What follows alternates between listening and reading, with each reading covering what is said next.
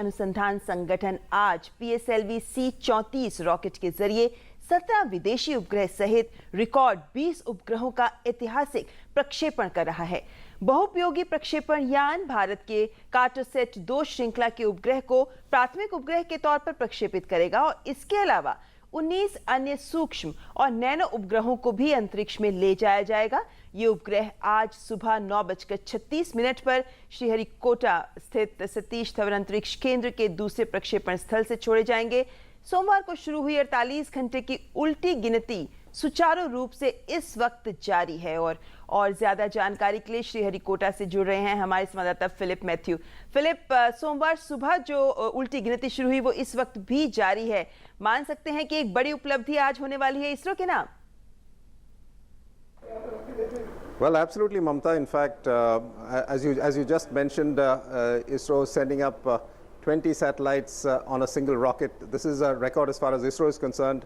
Of course, there's still some way to go before ISRO can approach a world record, which is around 37 satellites, which was sent up on a Russian rocket a couple of years ago.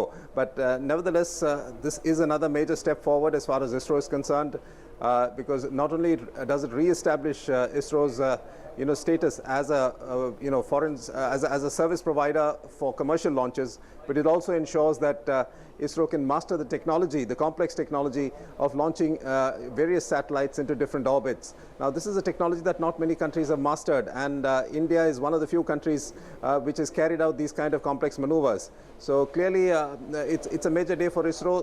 This is one more step on their path to achieving self-sufficiency in space technology. जी, लेकिन साथ ही Philip, आज का दिन भारत के लिए इन मायनों में भी महत्वपूर्ण है कि भारत का भी एक सैटेलाइट कार्टोसैट छोड़ा जाना है। उसके बारे में बताइए कि उससे भारत को क्या फायदा होगा?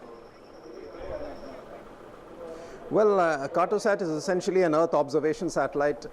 It will provide images, with a resolution of below 1 meter. In fact, we are told the cameras, the panchromatic camera on Cartosat 2 series that is going up today is even more powerful than the cameras that were sent up earlier. So it can provide a resolution of about 0.6. Below 0.6 meter or so, which is very, very good and on par with cameras across the world. In fact, we are told that there are satellites in the sky at the moment. There are only a few satellites of that type sent up by the US, Israel, and China. So it's clear that India will be one of the few nations with the kind of technology to provide very, very close-up details of the Earth. And this, of course, has various uses. It can be used for mapping ocean resources. It can be used for coastal management. It can be used for mapping urban infrastructure, all kinds of uses. Of course, it has military applications as well. So, for example, it could be used to map movements along the country's borders. And all of this is very, very, useful. So it's a satellite with multi-dimensional capabilities, and it can be used for a variety of applications. But there's no doubt that this is one more in the series of satellites that are being used to boost India's own development objectives as far as both urban and rural development are concerned. जी बिल्कुल Philip, और जिस तरीके से हमने देखा कि मई के महीने में अपना स्पेस शटल इसरो ने लॉन्च किया, उसके बाद ये एक बड़ी उपलब्धि भारत के नाम होने वाली है। बहुत बहुत शुक्रिया फिलिप हमारे साथ जुड़ने के लिए।